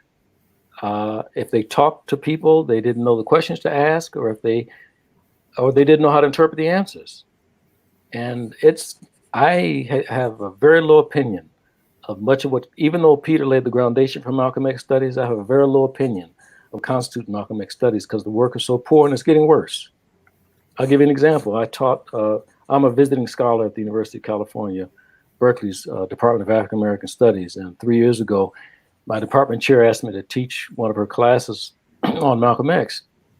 And there are two biographies of Malcolm whose names I will not mention. And I brought a stack of books, which I knew were major sources or alleged sources for these biographies. And I handed them to the students and I said, pick a page, any page, and start reading at random. They couldn't get through a paragraph without me saying, stop, check the source. Flip to the back of the book. I'd say, okay, here's the source. And I'd hand it to them. Does that fairly represent what that said? 9 times out of 10 did not. Wow. And at the end of the class, I had a trash basket next to me. And I held both of these biographies over it and I dropped them in the trash. I said, that's where these belong. But most people don't have the training to check a scholar's sources. My chief mentor on scholarship was not a scholar. It was a man named George Brightman. He edited the posthumous collections of Malcolm X's speeches, writings, interviews. Malcolm X Speaks, By Any Means Necessary, Malcolm X and African American History, 2 speeches by Malcolm X. And Brightman taught me that scholarship is 2 things and 2 things only: argumentation and documentation. You have no argument if you can't back it up. But the documentation has to be properly interpreted. Argumentation and documentation, they're twins.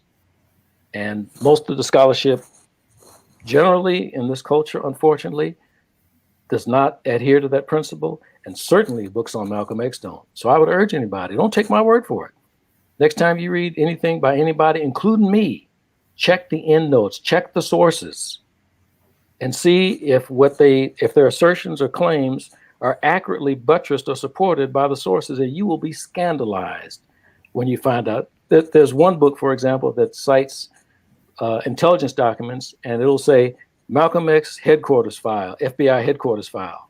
Well, that's tantamount to saying it's a needle in that haystack over there. Of course, the only intelligent way to support it is to cite a precise document, not a record group. But people can get away with stuff like that because most people don't read endnotes.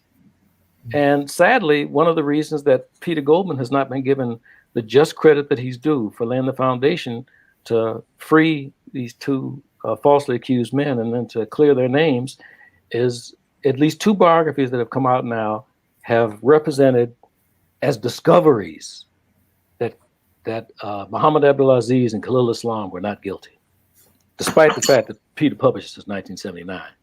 Wow. But they present these as discoveries, and Peter's name appears in the endnote, not in the text.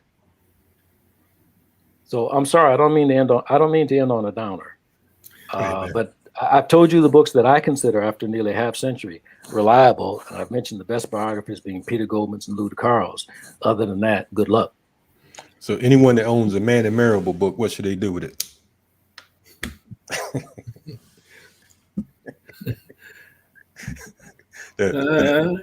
Marable coming from you, that's a hell of an answer. Marable interviewed me because I had known Malcolm, and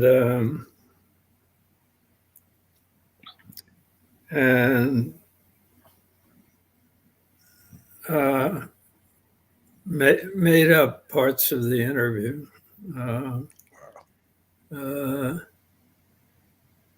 He was. I told him the story of the meeting at the Chabaz Frosty Cream in St. Louis, and he said Goldman was highly nervous awaiting the interview. I was highly something. I was highly excited and highly anticipatory, but nervous. No, you don't get nervous. And in my trade, you just, you take what kind. I once interviewed the Grand Dragon of the Alabama Ku Klux Klan in a hotel lobby in Tuscaloosa. And that didn't make me highly nervous either.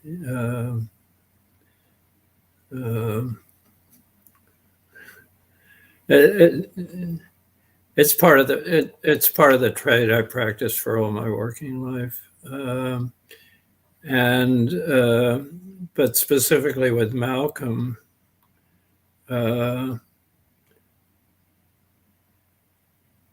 approach going into that lunch was, I'm getting to know someone who struck me on my one witness exposure to him as the real deal and as the beginning of my re-education from straight 100 proof white liberalism to an understanding of the flip side, Black nationalism, the real Black struggle, not the part that was whites of good nature helping the poor Black folks.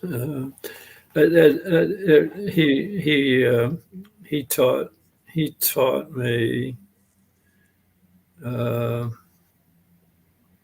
whole different perspective. Enabled me, when Paul and I have talked a lot about the transition from the early freedom struggle to Black nationalism, Black power, and Malcolm was my prep school for that. Made it way easier for me to understand that shift and the logic underlying that shift, that growth. So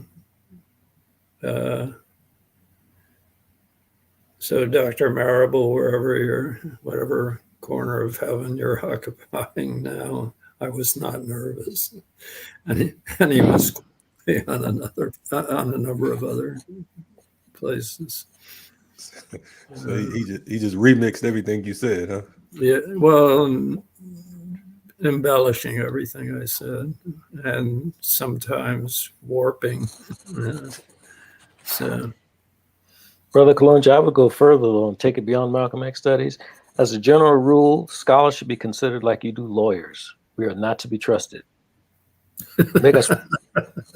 And of course, as I said, our craft, our discipline is based on those two things, argumentation and documentation. So make us prove our word. That's right. Don't ever read a book that, first of all, don't take a book seriously if it's supposed to be in the humanities or in social studies. It does not have source notes. But if it does, then check those source notes. Don't just read it and nod your head and say, well, I assume that they did that. Because we got all kind of motivations, trying to get tenure, trying to be famous, trying to get rich, trying to get laid, all kinds of motivations that often have absolutely nothing to do with telling the truth, even to the extent that God may bless us to see it. I don't see a lot of honor, I'm sad to say, among people in my profession, which is why I'm not really well liked by people in my profession. But we are not to be trusted. So check our work. Don't just accept and including me, don't accept anything. If I can't back it up, then don't believe me. If I don't provide sources, if I don't provide evidence, then I don't want you to believe me. I don't want you to take my word. Malcolm X's brother Wilfred and I were very close. And I found out after he died from his daughter. She said that he appreciated that I didn't take his word for anything. I was stunned to hear that. She said, Paul's like a hound dog, and he'll go chase it down. But this was a man of, in my opinion, unimpeachable rectitude. I actually did believe Wilfred Little Shabazz when he said stuff, but I must have also checked it out. But I had no idea that he was watching me in that way. But that's what we need to do. We need to be vigilant. It is rare, in my opinion, that you have a scholar of integrity where you can just take their word for it. And Brother Kamathi or Greg Carr is one of those. You should check his work too. But if he says something, you can basically take it to the bank. And that's why I consider that brother so precious. And that's why I'm always upping him. Because he and I had several of the same mentors, including Dr. Yosef Ben Yekanan and Dr. John Henry Clark. And I haven't had a chance to tell Kamathi, but I can promise him that they would be enormously proud of how he represents our profession. And I know I am. No doubt, no doubt. My profession had a similar rule, but less elegantly stated. Don't make shit up. I like yours better. Yours was a lot clearer. I mean, you know what I'm saying? Paul took it around, he broke it down, and you just you just said, I'm just gonna simplify it. Speaking of your profession, you know, I can't just let you go. I mean, I know you've interviewed everyone from Bobby Kennedy to, I mean, who are some of these folks? 'Cause I want people to know the force, and not just, okay, you just some old white dude that said he interviewed Malcolm and went to lunch with him. You know what I'm saying? I mean, I want, you know, Paul, you want to help me out with this, because I know that you know, Peter's a little shy. So, you know, who are some of these other folks that that you've had you've worked with through interviews or whatever? Well, I was assigned. Actually, I volunteered for what used to be known as the race beat when I joined Newsweek. And so I got to either know or sort of know a lot of the leaders of the Black struggle on all sides. I've told Paul many times that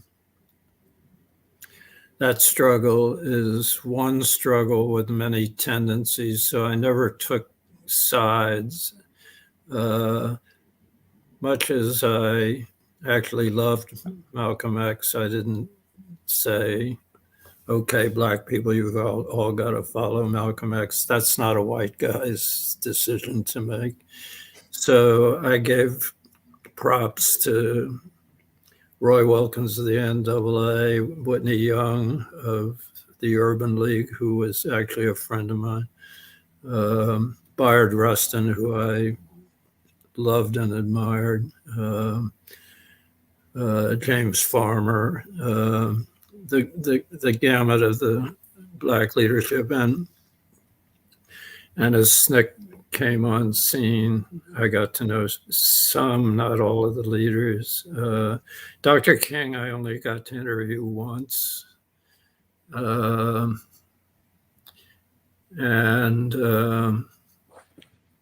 It's the only time in my career I cut an interview short. It was, Paul will remember the scope training session. Southern Christian Leadership Conference was organizing something like the so-called Freedom Summer in Mississippi. They wanted to do something similar the next year, attract a lot of students, including white students, into a summer campaign. And Bayard Rustin, who was a great favorite of mine, was at their training camp. And there had been a very, very, very long day. It was pushing, it was 10:30 or maybe closer to 11 at night when Rustin came up to me, grabbed my elbow, and he said, you really ought to interview Dr. King. And he led me into the back room of a meeting hall where King was resting and looking groggy. He had an extremely long day. He'd been preaching, he'd been strategizing, he'd been meeting with his crew. And so I interviewed him for about a half hour, and his eyes were getting heavy-lidded. And so I folded my notebook and said, I've got enough. Thank you, Dr. King, and walked. He probably would have gone on, but he might have fallen asleep the next sentence. I just felt for him. Journalism's supposed to be a tough game, a heartless game. I'm afflicted with other tendencies like human feelings. You know, that's funny to hear you say. I only interviewed Dr. King once. That's just something. But I mean, it's I hate to hear he was tired, but at the same time, it's like that's a remarkable career. You talking 40 plus years and interviewing so many icons, cultural icons, and historical figures. Yeah. That's a serious thing. Yeah, Brother Kalonji, I'd like sir. to ask Peter's opinion of the brother over my shoulder.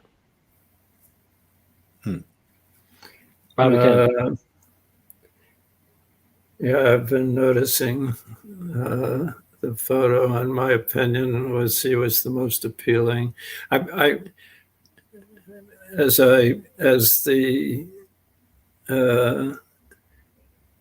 As the flow of news changed, I got to be more doing more national politics, much less of the race beat. Newsweek by then had begun hiring a lot of talented Black writers, reporters, and I moved into mainstream politics, and I covered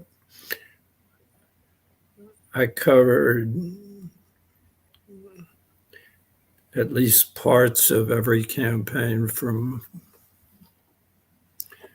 1964 through 2008.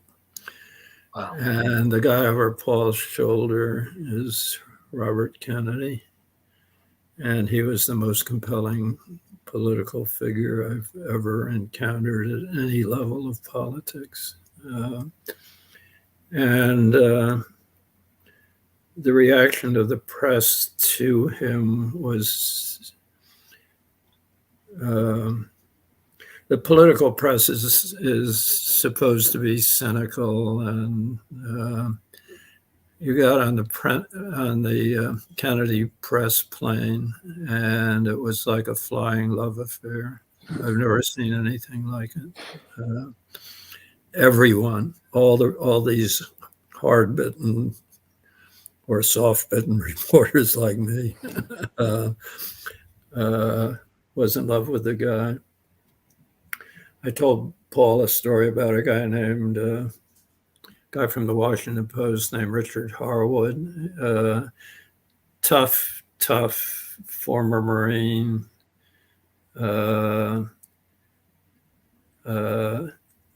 came aboard the plane hating Kennedy. He's a ruthless little MF.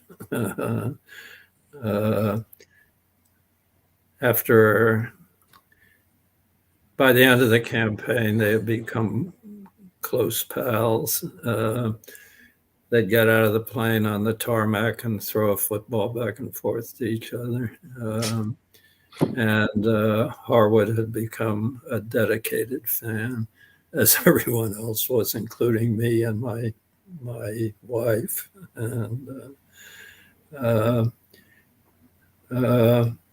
he represented something. And Paul's been probing this since. He represented an ability to connect with not just Black people, Indigenous people, Hispanic people, poor white people, and connect in a really strong emotional way.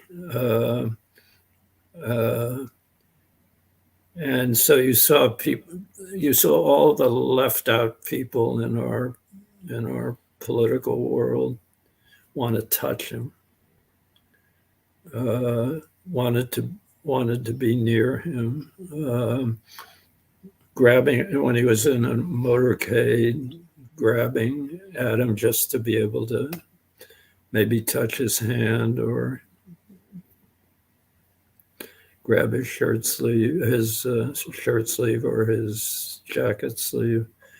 It's the most amazing thing I've seen in politics. That response, and this was a guy who came into presidential politics as the tough, ruthless. Ruthless was almost part of his name in mainstream journalism. The ruthless Bobby Kennedy. And I interviewed him a few times before he ran for president, and I found him to be the opposite. He was a man of feeling, of empathy like no politician I've ever seen. And he got shot for it. Happens in our wonderful world. Happened to Malcolm, happened to Dr. King, happened to Jack, happened to Medgar Evers, happened to 3 kids in Mississippi who thought they could do the world some good. A lot of others. We're a nation with too many martyrs. Since you mentioned, you guys mentioned Bobby Kennedy this year, Sirhan has been released. What No, he hasn't. He's up for parole, correct? And the governor, Gavin Newsom, has made statements that inclined towards the position of Bobby Kennedy's widow Ethel, and unfortunately, he's liable to continue to rot in prison. Okay, I missed that. I appreciate that correction. Just from the interviews and both you guys being researchers, scholars, so on and so forth, you know, what is your position on the assassination of Bobby Kennedy? You know, or would you say it wasn't Sirhan, or what would be your position? I'll answer first, if you don't mind, Peter. No, I'd prefer you answer because Dealing with Malcolm X's I assassination never has got been deep so into it. so painful for me that I'm not trying to look at anybody's assassination. I'm concentrating on Bobby Kennedy's relationship with non-white people. I could care less what his relationship with white people was. Let white scholars do that. I'm concentrating on his relationship with us. So while I have read some things, as I said, this thing with Malcolm X is just, I'm just not going there. Yeah. And my wife covered the Sirhan trial, and she thought the state made its case. There are questions about whether he was alone or whether he was pushed. I never got deep enough, and I'm kind of with Paul on that one. I felt too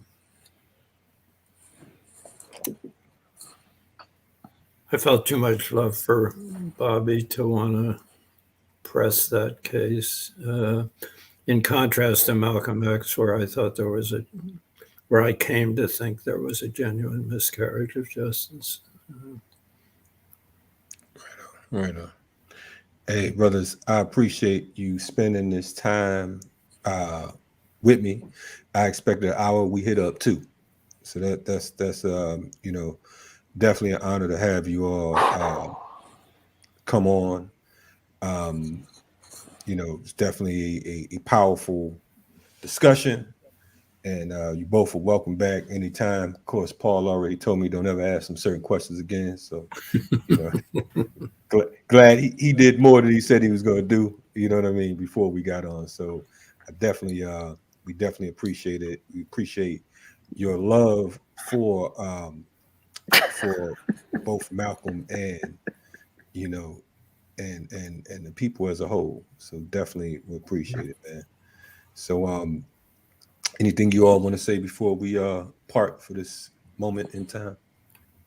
I just want to thank both you and Paul for you, Kalonji, for doing this and for hosting it, and Paul for being my very long-time friend and for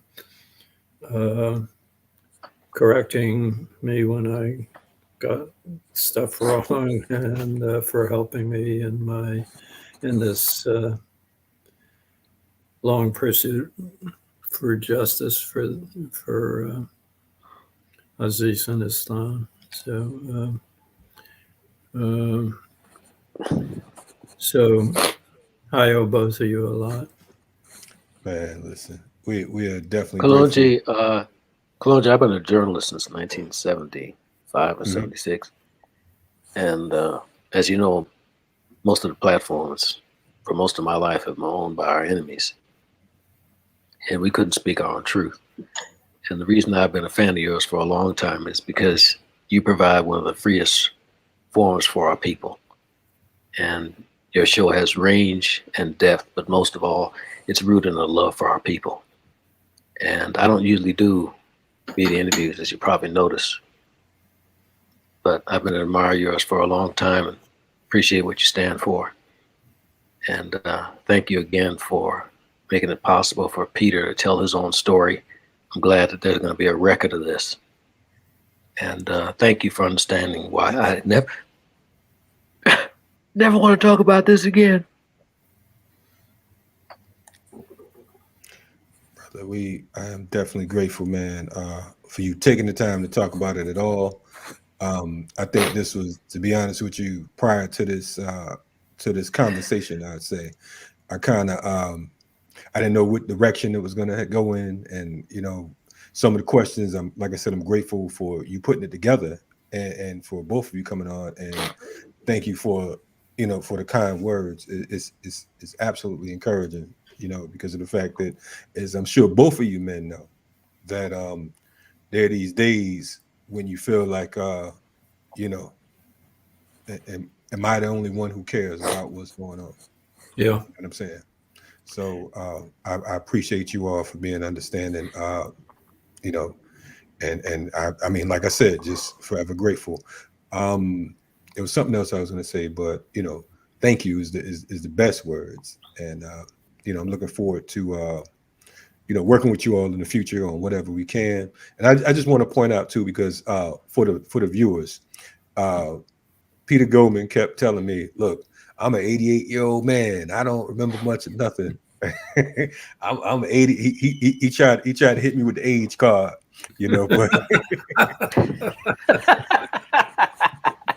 but Paul said he was fronting, so he said push the issue. Big time. Yeah. I might write a book with just the pages of the email from the past 4 days. I think that'd be a bestseller. But yeah. So I mean, I don't. If you forgot anything and you did this good with what you forgot, I hate to know what you. I've forgotten a ton, I'll tell you. But it goes with age. I'm blessed to have lived this long, I guess. We're blessed you've lived this long. Yes. Paul. Love you, I love you, Peter. I love you, Paul.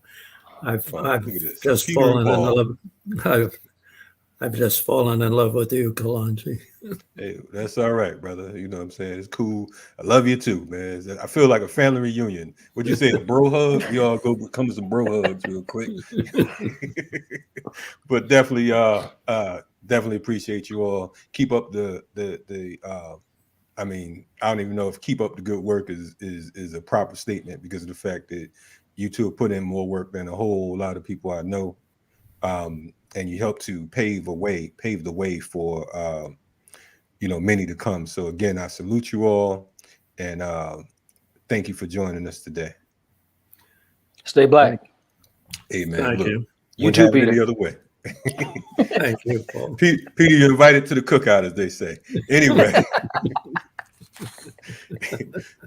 checking out Riot Starter TV. We were joined by Paul Lee and Peter Goldman, two heavyweights when it comes to the shining Black Prince, El-Hajj Malik Shabazz, Malcolm X. To be honest with you, I don't know. In my mind and in my spirit, I felt like I didn't know too many people who loved and appreciated El-Hajj Malik Shabazz as I do. So it's grateful to always see more. Not that there aren't folks that do, because I know there are plenty, but to dedicate each one of these guys 50 years, at least half a century of working on behalf of setting the record straight. So again, we thank you all for joining us tonight. Make sure you subscribe to Black Power Media, and do us a favor, share this video, because of the fact that this right here, this is documentation. It is a historical point. I've done a ton of different interviews, and this is definitely in the top 3, if not number 1. So I'm just going to say that for the record. But anyway, in the more the words of the brother, Paul Lee, y'all stay black. And for those of y'all out there who ain't black, then get black. Anyway, we out of here. Black Power Movement, Black Power TV, Black Power Media, Riot Starter TV. Salute.